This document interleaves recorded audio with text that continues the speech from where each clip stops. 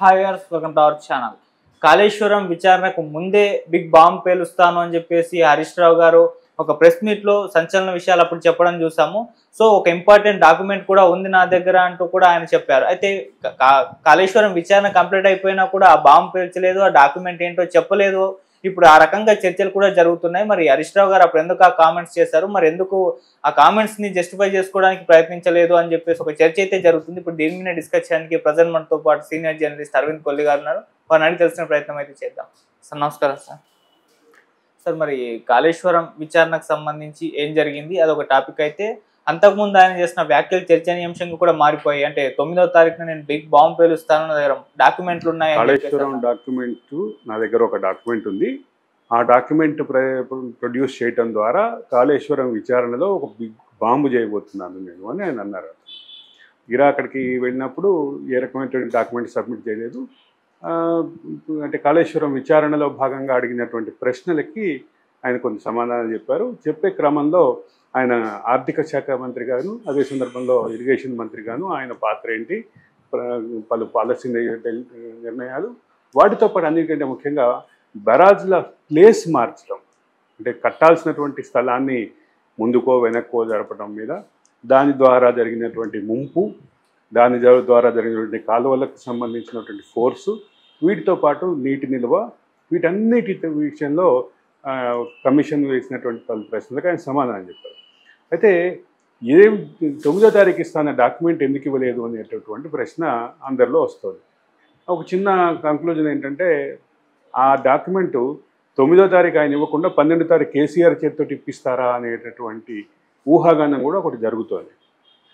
ఆ document submit చేయడం ద్వారా నిజంగానే ఒక విస్ఫోటనం అవుతుందా విచారణ, ఈ విచారణకి మరొక డైరెక్షన్ మారేటటువంటి అవకాశం ఉందా అనేటటువంటి ఏదైతే ఆయన 9వ తారీఖు ప్రకటన ఏదైతే చెప్పినప్పుడు ఏదైతే ఎక్స్పెక్టేషన్స్ ఉన్నాయో, ఆ ఎక్స్పెక్టేషన్స్ ఇప్పుడు మళ్ళీ కేసీఆర్ వైపు తిరిగినాయి. కేసీఆర్ ఆ డాక్యుమెంట్ ఇస్తారా అనేటటువంటి ఊహాగానం అయితే ఒక పక్కన జరుగుతుంది.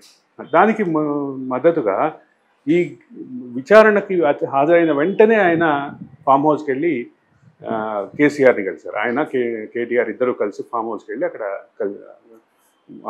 ఆ డాక్యుమెంట్ అక్కడ ఇచ్చారా, ఆయనతో ద్వారా టీఆర్ఎస్ బయట పెట్టాలనుకుంటుందా అనేటటువంటి అంశం కూడా ముఖ్యమైనటువంటి.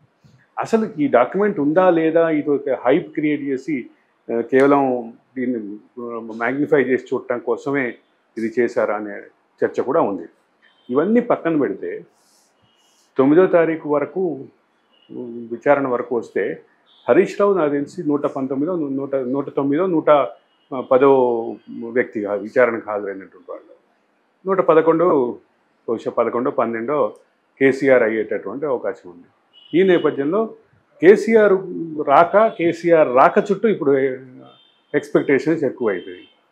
అంటే విస్ఫోటనం అవుతుంది, రాజకీయపరమైనటువంటి ప్రకంపనలు వస్తాయి, లేదా ఇరిగేషన్కి సంబంధించినటువంటి అంశంలో తెలంగాణ ప్రజల పర్సెప్షన్ ఏదైతే ఉందో, అంటే కాళేశ్వరం అనే దాన్ని కాళేశ్వరం విఫల ప్రయోగం లేదా విఫలమైనటువంటి ప్రాజెక్టు అనే ప్రచారం ఏదైతే జరిగిందో, దానికి అనుకూలంగా ఉన్నటువంటి మన తెలంగాణ ప్రజల అభిప్రాయం మొత్తం మారబోతుంది అంటూ ప్రచారం జరిగింది. ఇది సోషల్ మీడియాలో జరిగింది, రాజకీయ సర్కిల్లో జరిగింది, మీడియా సర్కిల్స్లో జరిగింది, ఇంజనీర్ల సర్కిల్స్లో జరిగింది. అంటే ఇప్పటి వరకు వస్తున్నటువంటి ఆరోపణలన్నిటికీ సమాధానం చెప్పేటువంటి అవకాశంగా మ్యాగ్నిఫై చేసి చూపించింది టీఆర్ఎస్ దాన్ని. చివరికి వచ్చేసరికి అందుకు తగ్గట్టుగా రిజల్ట్ రాకపోయేసరికి 12వ తారీఖు దానికి సంబంధించినటువంటి ప్రకటన కేసీఆర్ నుంచి వచ్చే అవకాశం ఉంది, లేదా ఆ విచారణ సందర్భంగా ఆయన సబ్మిట్ చేయబోతున్నారు ఆ పేపర్ అంటూ ఇప్పుడు కొత్తగా అక్కడిక్కడ వినిపిస్తున్నాయి. ఇది అంటే ఒకటి టీఆర్ఎస్ అనుకూల వర్గాల్లో వినిపిస్తోంది, టీఆర్ఎస్ వ్యతిరేక వర్గాల్లో కూడా ఆ రకమైనటువంటి ఆసక్తి అయితే ఉంది. ఈ రెండింటి నేపథ్యంలో 12వ తారీఖు ఏం జరగబోతుంది, కేసీఆర్ విచారణకు వచ్చిన సందర్భంగా ఆయన ఏ రకమైనటువంటి వాదన వినిపిస్తారు, మొత్తం తన బ్రెయిన్ చైల్డ్గా తన మేధో పుత్రికగా తన మేధో మథనం చేసి పూర్తిగా దీని మీద వర్క్ చేసి డిజైన్ చేసినటువంటి కాళేశ్వరం దానికి సంబంధించిన అవుట్కమ్లో ఫెయిల్ అయిందా, నిర్మాణంలో ఫెయిల్ అయిందా, లేదా అసలు ఇంజనీరింగ్ వైఫల్యమా, ఇటన్నిటి చర్చలకి కేసీఆర్ సమాధానం చెప్తారు అంటూ ఒక ఎక్స్పెక్టేషన్స్ అయితే ఉన్నాయి, ఒక ఊహాగానాలు అయితే అటు బీఆర్ఎస్ సర్కిల్స్లో ఉన్నాయి. రెండోది దీనికి పూర్తి స్థాయిలో ఆయన వివరణ ఇస్తారు అనేటటువంటిది. అయితే ఇక్కడ మరి ఒక కేసీఆర్ బయటకు వచ్చి మాట్లాడబోయేటటువంటి అంశాల్లో మరొక ఆసక్తికరమైన అంశం కూడా ఎదురు చూస్తున్నారు తెలంగాణ సమాజం.